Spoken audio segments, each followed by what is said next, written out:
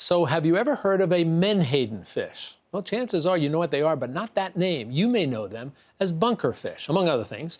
Used as bait, they are quite possibly the most important fish in the sea. Back in the 1950s, their population drastically declined once we got better at catching them. It has since taken decades to bring this fish population back to where we are now, seeing their benefits to our local marine life and economy. But bunker are in danger of being overfished yet again. As part of our ongoing multi-platform public media reporting initiative, Peril and Promise, the challenge of climate change, we'll look at why these fish are so important, why we need to protect them, and how we can do it while also maintaining the New York coastal industry. And here to talk about all that and perhaps provide some answers for us is New York Ocean's Program Director from the Nature Conservancy, Carl LeBoeuf. Carl, nice to have you here. Thanks for inviting me. So let's start off with you telling us, what are these fish? Sure. Well, in New York and New Jersey, we call them bunker. Right. But they're not a very impressive looking fish. They don't look as cool as a shark or a striped bass. But boy, once you start to think about their role in the ecosystem, in that context, it's really quite amazing what these fish can do. Let's talk about that, because in the intro I said they might be the most important fish around. Now, people probably listen to that saying, really? These little tiny things that you catch in the river. So let's start with the ecosystem. What's the role they play? So historically, these fish occurred in very high abundances. And what they do to make a living is they filter tiny plants and animals, the plankton in the water. And they can live for maybe up to 10 years. They grow about a foot. But it's almost everything that flies or swims in our coastal waters, in our bays and harbors, eats menhaden at some point in its life. So they are the source of nutrition, if you will, for almost everybody else. Yeah, and they do it by turning that little plankton, turning that little plankton into something that everything from a shark to a whale can eat.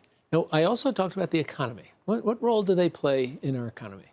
Well, as the base of the food web, it's really what supports a lot of our sport fisheries. The striped bass fishery is very big in New York and New Jersey, but also... So catching them for bait to use catching them for bait, and when the menhaden are abundant, it aggregates those schools of striped bass and bluefish that support our them. That's right.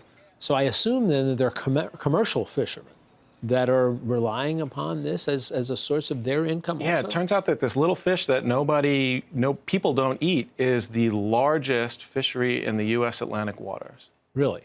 And so the fish are harvested for both bait. About 20% of them go as bait to feed the lobster fishery and the crab fishery. But about 80% of them are harvested to make industrial products like fish meal for pig food, omega fatty acid pills that some people take. All come from that. Yeah. Let's take a look back. I mentioned that in the 50s, they were almost fished out. How was that happening? So menhaden had been fished widely for a number of years. In New York, before Civil War, was actually the hub of the menhaden fishery. And every time we've had technological advances, first steam power, and then after World War II, the kind of modern ships that we see right now, it's become very easy to find these schools of fish. And they were harvested in massive amounts, and there was no rules on them at all. As I said in the intro, they came back.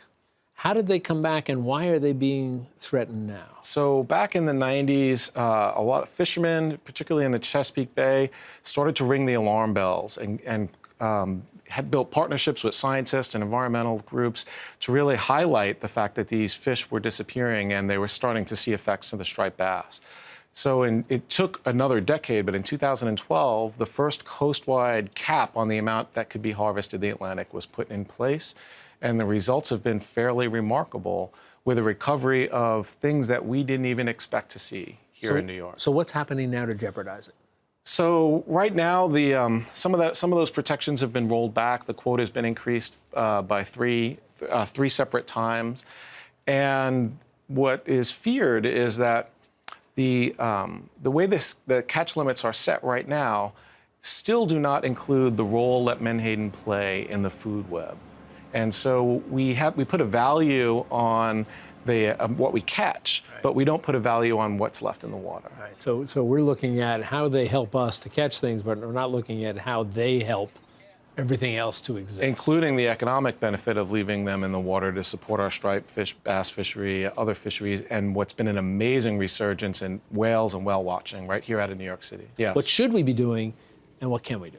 So in the longer term, folks like me and a lot of fishermen are working to try to get the management along the coast changed to account for the fish, the value of the fish we leave in the water before we set those coast-wide limits.